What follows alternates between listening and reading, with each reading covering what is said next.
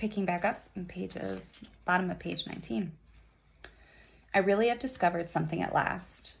Through watching so much at night when it changes so, I finally found out. The front pattern does move, and no wonder the woman behind shakes it.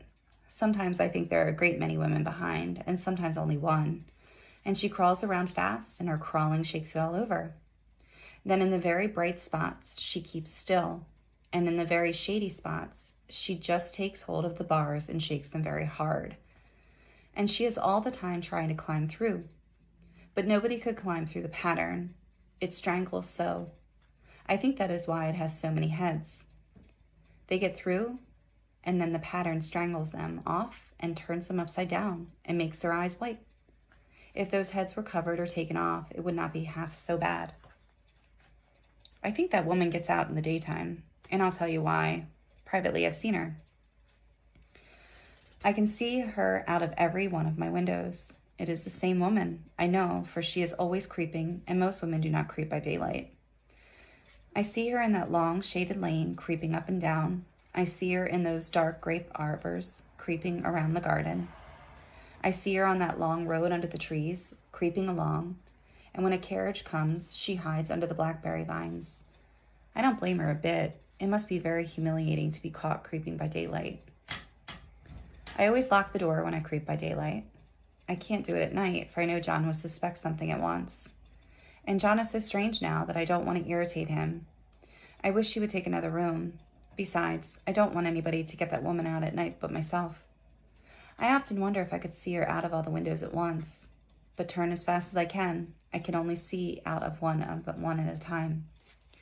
And though I always see her, she may be able to creep faster than I can turn.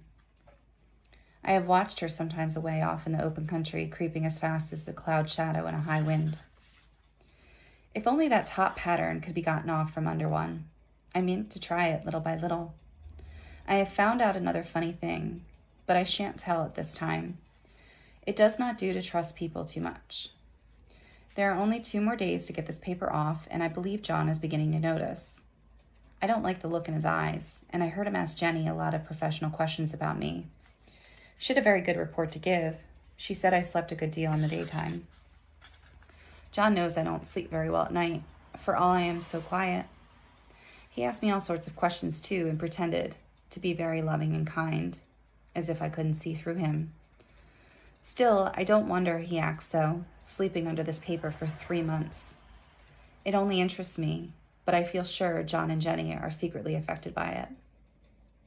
Hurrah, this is the last day, but it is enough. John is to stay in town overnight and won't be out until this evening. Jenny wanted to sleep with me, that sly thing. But I told her I should undoubtedly rest better for a night all alone.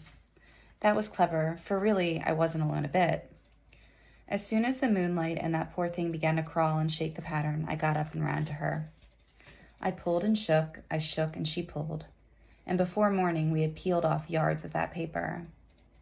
A strip about as high as my head and half around the room. And then when the sun came and that awful pattern began to laugh at me, I declared I would finish it today. We go away tomorrow, and they are moving all my furniture down again to leave things as they were before. Jenny looked at the wall in amazement, but I told her merrily that I did out of pure spite at the vicious thing. She laughed and said she wouldn't mind doing it herself, but I must not get tired. How she betrayed herself that time. But I am here, and no person touches this paper but me, not alive. She tried to get me out of the room. It was too patent. But I said it was so quiet and empty and clean now that I believed I would lie down again and sleep all I could. And not to wake me even for dinner. I would call when I woke. So now she is gone, and the servants are gone, and the things are gone, and there is nothing left. The great bedstead nailed down with the canvas mattress we found on it. We shall sleep downstairs tonight and take the boat home tomorrow.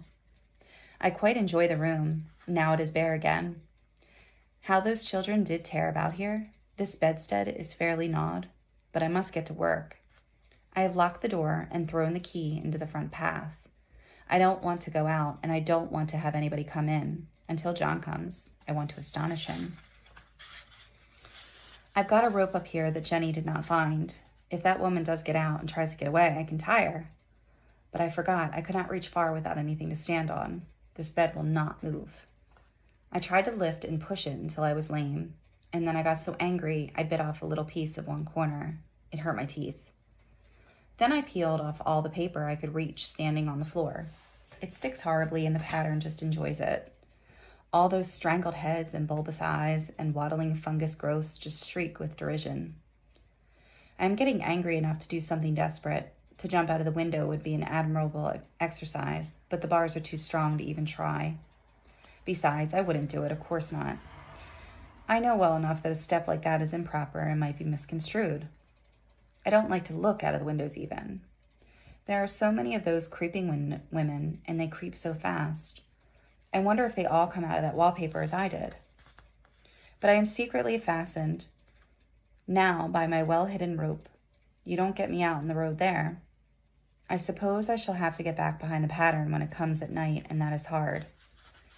It is so pleasant to be out in this great room and creep around as I please. I don't want to go outside. I won't, even if Jenny asks me to. For outside you have to creep on the ground, and everything is green instead of yellow. But here I can creep smoothly on the floor, and my shoulder just fits in that long smooch around the wall, so I cannot lose my way. Why, there's John at the door. It is no use, young man, you can't open it. How does he call and pound? Now he's crying for an axe. It would be a shame to break down that beautiful door. John, dear, said I in the gentlest voice, the key is down by the front steps, under a plantain leaf. That silenced him for a few moments. Then he said, very quietly indeed, open the door, my darling. I can't, said I. The key is down by the front door, under a plantain leaf. And then I said it again several times, very gently and slowly, and said it so often that he had to go and see, and he got it, of course, and came in. He stopped short by the door. What is the matter, he cried. For goodness sake, what are you doing? I kept on creeping just the same, but I looked at him over my shoulder. I've got out at last, in spite of you and Jane, and I've pulled off most of the paper, so you can't put me back. Now, why should that man have fainted? But he did. And right across my path by the wall, so that all I had to do was creep over him every time.